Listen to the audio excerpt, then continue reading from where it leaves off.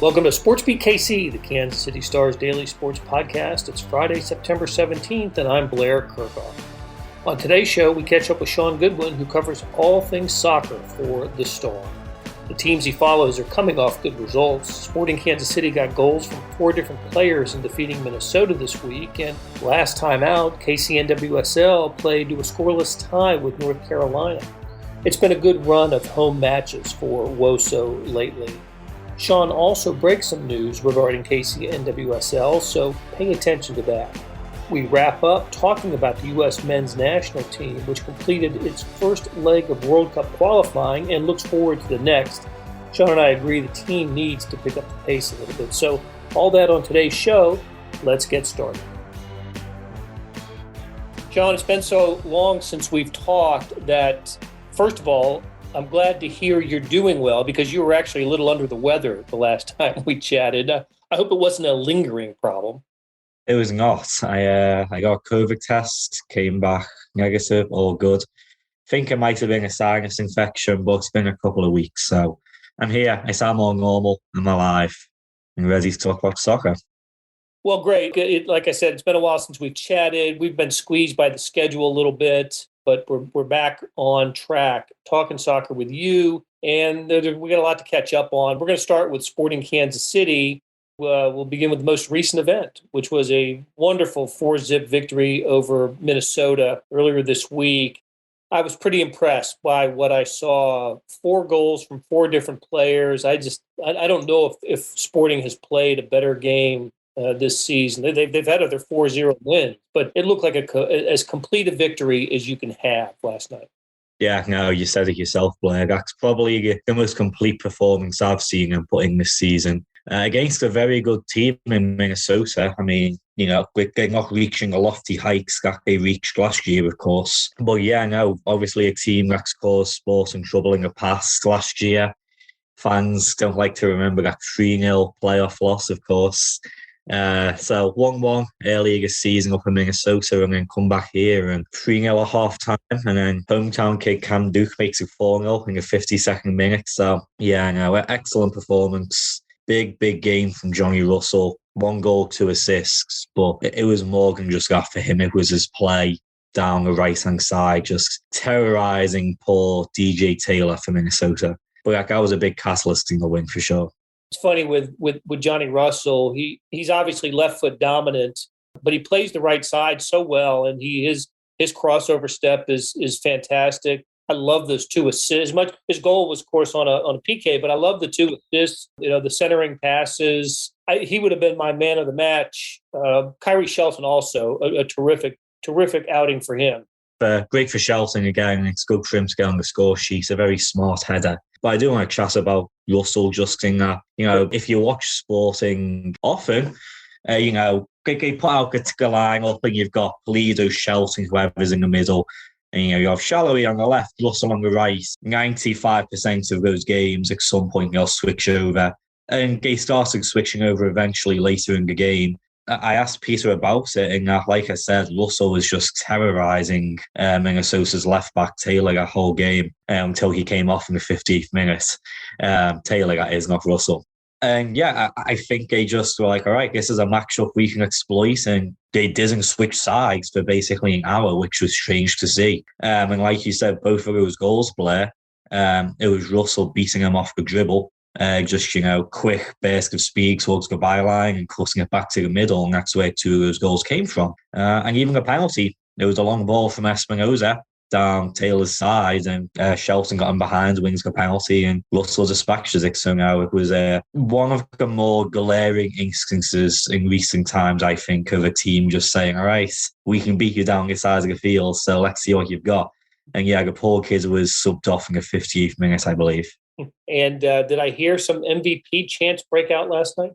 You did hear some MVP chants from Mr. Daniel Salloi. Another goal for him. So that's 13 goals, 6 assists on the season. Ola Kamara took the lead. DC United, he scored a hat-trick last night, so he took the Golden Boot lead out of nowhere. He's kind of came out of nowhere recently. Well, no, not out of nowhere, but he boosted into the league recently for the Golden Boot. But Daniel's still right up there. It's his movement off the ball, honestly. His finishing's great. He's got the assists to his game as well. But if you watch him, it's that goal-scoring instinct, which I know he's worked on in the off-season. Pieces worked on it, where it's not just asking for the ball and beating guys off the dribble. It's being in the right position when a cross is sent across, when there's a rebound. He's there to tuck it home, and we saw it again last night with an excellent half volley. Yeah, I've never seen him play this well. I mean, I've watched him every year, but he's gone to a different level this season. And those MVP chants, that's obviously a hometown thing, but they're legit. Absolutely, he's going to get some consideration for that. You said he was his 13th goal. I think that's third in the MLS, and his goals plus assists tied for first. Tied for first with 19. Yeah, he's going to be part of this conversation. Yeah, him and Hangi Mukhtar out in Nashville, both on 19 goals and assists combined apiece now. But I mean, that's what I'm kind of going to look to delve into next week, just because MVP chances, honestly, because, you've got the fans kind of chanting it. You've got the Twitter accounts tweeting MVP, MVP. I mean, I asked him about it. Daniel heard it himself, and, he said it's not just him on this journey, it's the fans as well. But, like you said, of course, it can definitely be a little bit of fan thoroughfare, hometown stuff. But we've just both said he's absolutely in the conversation. Yeah, I'll delve into that next week, see what we can get. But exciting season for sure. I'd like to hear some Royals fans chant that when Salvador Perez comes to the plate. 45th home run today. The difference, of course, is, the Royals are helplessly, out of the playoff chase, and Sporting Kansas City into first place now, a point over Seattle. Seattle's 2 games fewer, I believe, than Sporting. Am I right about that? I think Seattle's 1 and Colorado is 2. Sporting plays Seattle coming up next as well. Let's see. Yeah, so Sporting's played 2 more games than both Seattle and Colorado. Seattle's a point behind. Colorado's 3 points behind. You would expect them to overtake Sporting with those games in hand. But, I mean, both teams, you've got the League's Cup, you've got congestion coming up these next couple of months. Sporting plays Seattle coming up next. We've seen weirder things. I mean, heck, I remember last year in the whole COVID season, going down the stretch, Sporting was looking like they were going to be third place, and Seattle and Portland just started dropping points, and Sporting kind of stole first place. So anything can happen for sure, and Sporting's obviously still in that race for number 1 seed. And speaking of Salloi, and you wrote about this, he had some national team duty recently, which is pretty cool for him. Oh, it's got to be so cool. For 2 reasons, and I kind of touched on them both in my story this week. Being just for him, you're playing for your national team. Like, as a soccer player, that's got to be the pinnacle, right? I mean, of course, and you can go and win World Cups and all that stuff, but especially for Daniel with Hungary. With all due respect to Hungary, maybe it'll be a superpower in the future, but I don't see many World Cups in the future. So, being able to represent still a World Cup competing team, they made the most recent Euros, they've made World Cups in the past. Great for him on that front. And, secondly, he got a good 20, 25 minute stint in against England, which, I might be a little bit biased, of course, but England's now the number 3 ranked team in the world, just saying, as of today's FIFA rankings. I mean, he talked on himself, he's looking in the eye of Kyle Walker for Manchester City and facing off against Man United's Luke Shaw and Harry Maguire. And, it's these names that we see on TV every day and these global superstars. And Daniel held his own. I won't lie, he got Hungary's only shot on target. So fair play. So it was a good shot too. It was a nice little play. So, there's definitely going to be more call-ups in his future. Yeah, it's fantastic to see. I'm so happy to him. What a summer for Daniel Salloi, for sure.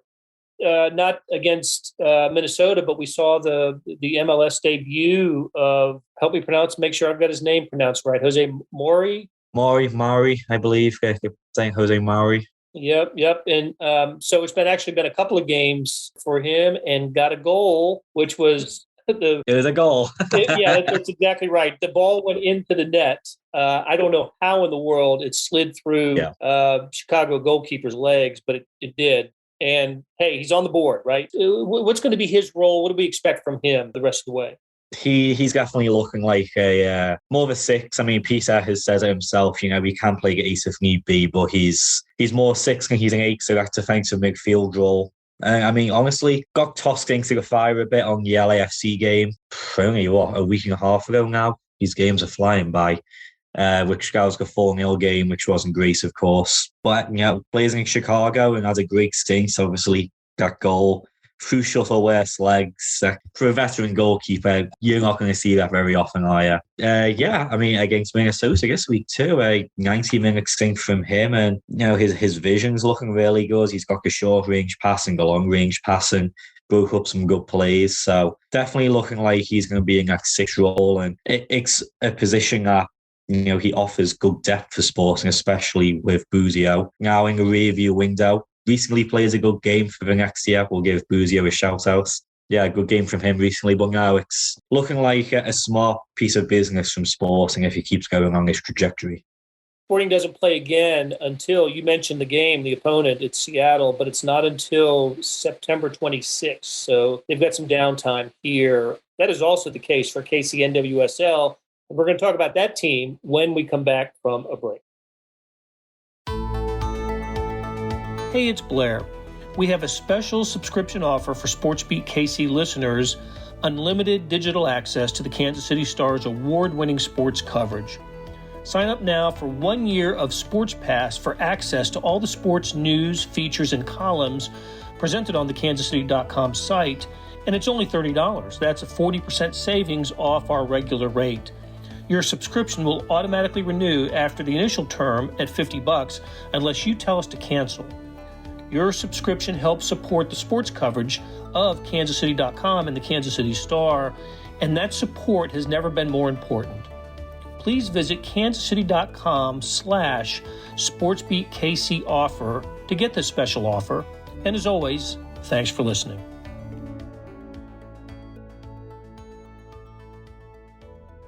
We're back with Shaun Goodwin talking soccer, and KC NWSL in the last 5 games, 2-2-1. Yeah. I just like saying that, right? 2-2-1 in their last 5. Well, it has been fun. The lows have been low, but the highs have been high. Well, high enough. 1-0 win over the Reign and 2-1 over Louisville, both here in KC. And then out on the road, 4-0 loss to North Carolina, 3-0 loss to Chicago. So the lows are still pretty low. But yeah, I know. I mean, you're undefeated now in the last 4 games at home, I want to say. Yeah. Last 4 games at home, the most recent was a 0-0 draw against North Carolina. And especially based off the 4-0 smackdown they got 3 games prior, they look a better team. So, these new signings are gelling in, they're getting comfortable, and they are on the up and up. Pity is only 6 games left of the season. Yeah, you said it, 6 games left, and they don't play again until September 26th. So, yeah. But there is some other news involving KC NWSL. No, it's not the name of the team. Not yet. I imagine that's going to come in an off-season ceremony of some sort. But there is something new with KC NWSL. Tell us about it, Shaun. I'm sure you remember, Blair, when Sporting KC announced their new name and they did the whole presentation. Was that a P&L? Or the Union Station, maybe. Well, we're talking about more than a decade ago. Yeah, it was before I moved here. Something similar for KC NWSL would be cool if they do a big kind of off-season announcement. Absolutely. They have to do it that way. Yeah, they have to. Own the day.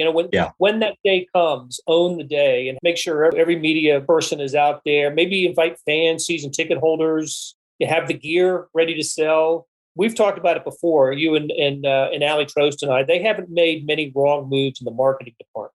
No, we haven't. They're doing it all well. And about Marcus and department, partly Marcus and partly for the future. Yeah, breaking news as of today when this podcast comes out. They announced on Friday morning a brand new state-of-the-art $15 million training facility up in Riverside, Missouri. So they're really setting their roots in Kansas City. So, huge announcement for the team. Again, Marcus and Wise are hiring 2 Kansas City-based contractors. Generator Studio and Monarch Bills as the primary design and construction partners. Happy to go more into it if you want, Blair, but $15 million state-of-the-art facility up in Riverside, Missouri, just north of the river. How many fields and what all does it involve? Yeah, so it's a 17,000 square foot facility with 2 grass pitches. Including in there, you've got world-class locker room, weight and cardio rooms, you've got outdoor gathering spaces, and then all of the team's front office activities are also going to be moved up there as well, because right now it's little bit spread out between Chris and Angie Long's as a business on the side.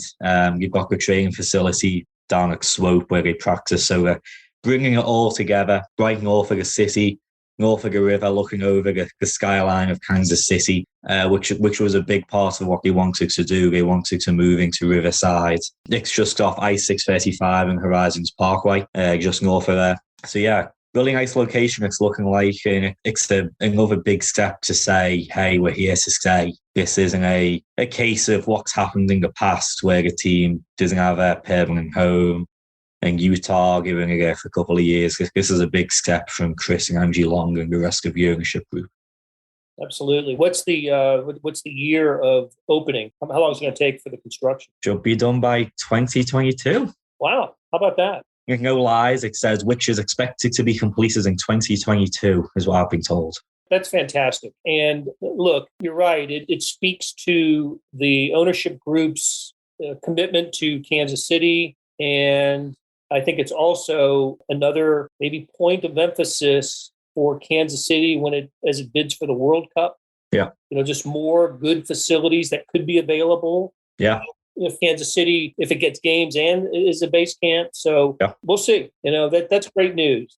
Yeah, I mean, you said it yourself, it's another facility for teams to practice at. Now you're looking at Pinnacle for Sporting KC. You're looking at, whatever KC NWSL's new facility will be called. You've got Swope. UMKC has a nice stadium. University of Kansas has soccer. All of that is part of Kansas City's World Cup bid. And we're closing in on site selection, by the way, for the Kansas City's bid for the 2026 World Cup. So before we move on, Blair, I'll get shouted at. Sporting KC's at Compass Minerals, not Pinnacle. Yes. I've been slapped on the wrist for that in the past. So anyone listening, I'm sorry. Compass Minerals.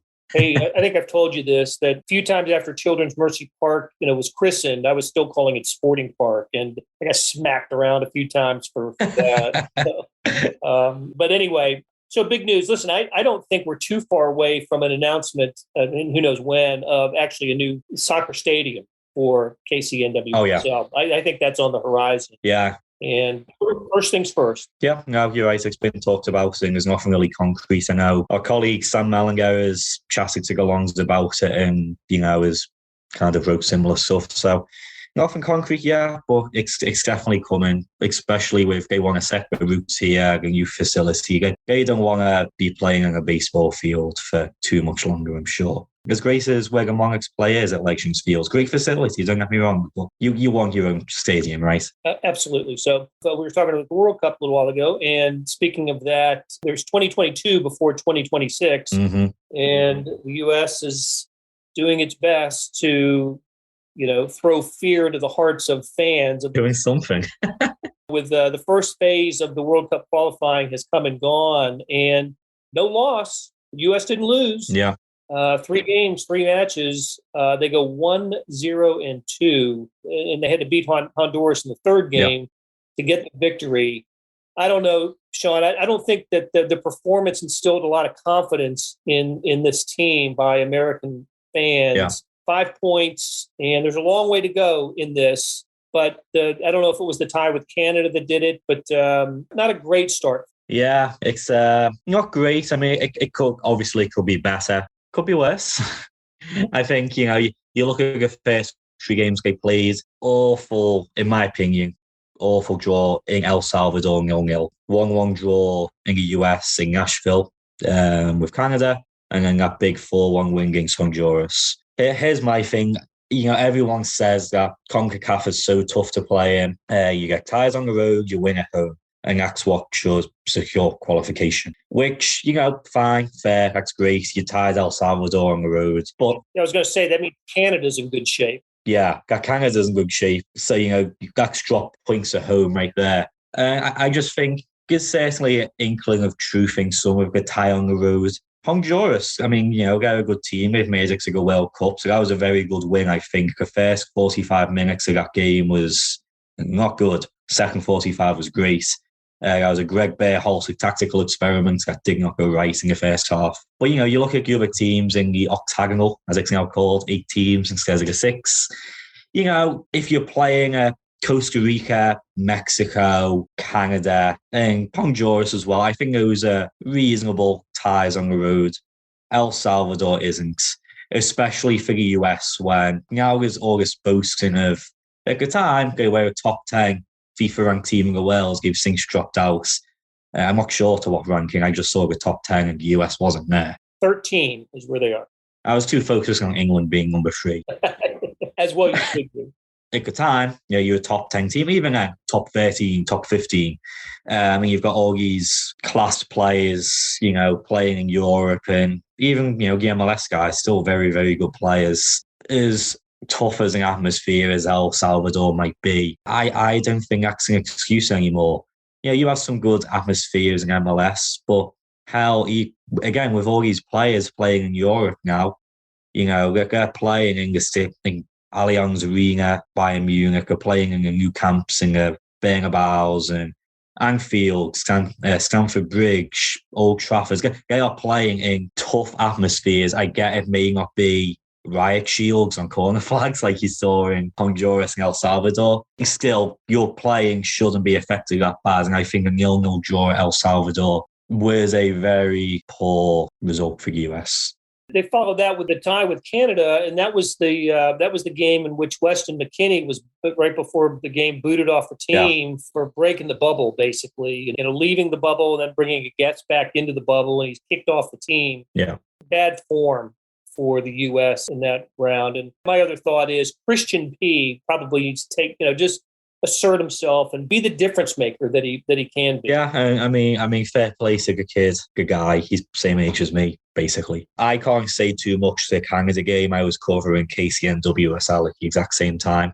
But again, it's a 1-1 draw at home. Book a Honduras game. Fair play to Christian. He was playing his socks off, and Honduras players know what he's capable of. And it's not like he was being overly selfish. It was just he'd have 4 guys on top of him. He'd have guys kicking out his ankles, his legs. And I'm not saying that Honduras is being specifically dirty. It's just that's what the game is, especially sometimes for these big players, especially in CONCACAF.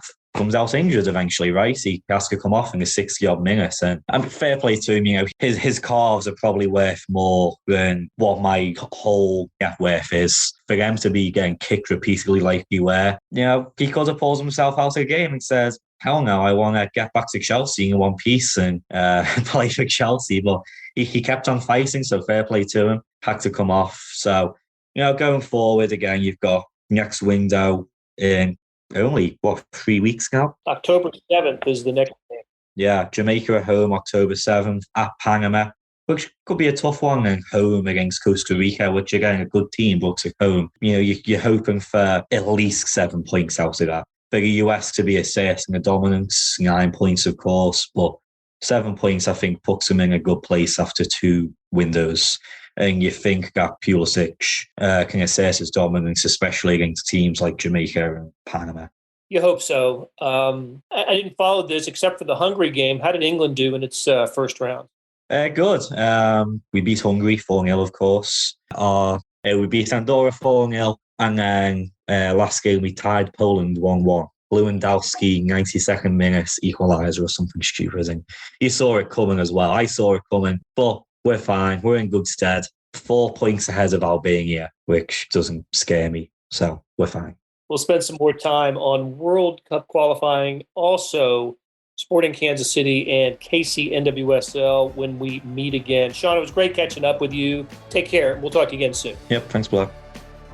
That'll do it for today and this week on SportsBeat KC. Thanks to our production staff of Beth Welsh, Monty Davis, Jeff Rosen, Chris Fickett, and Savannah Smith. Tip of the cap to Shaun Goodwin for stopping by and talking soccer. Links to his stories can be found in the show notes and on kansascity.com. Hey, I wanted to call your attention to something new. It's called the Morning Sports Edition. Maybe you know about the Stars E edition. That's a replica of the printed newspaper on your screen that comes with your digital subscription. Well, now there's an updated sports section produced separately that goes along with it. When you open the E edition, there's a box in the upper right-hand corner. Click on that, and you can access a sports page that includes late afternoon and evening news, or maybe you get a link in your email. Either way, it's access to complete coverage of the previous day's news, features, statistics, and everything. This morning I read about the Royals' loss to the Oakland A's yesterday. A lot of college football previews, the Chiefs, everything. So listen, however you get the Star, I want to thank you because you're supporting the best news and sports coverage in Kansas City and helping us produce programs like SportsBeat KC. Thanks for listening, and we'll be back on Monday wrapping up the Chiefs game against Baltimore, so stay tuned for that.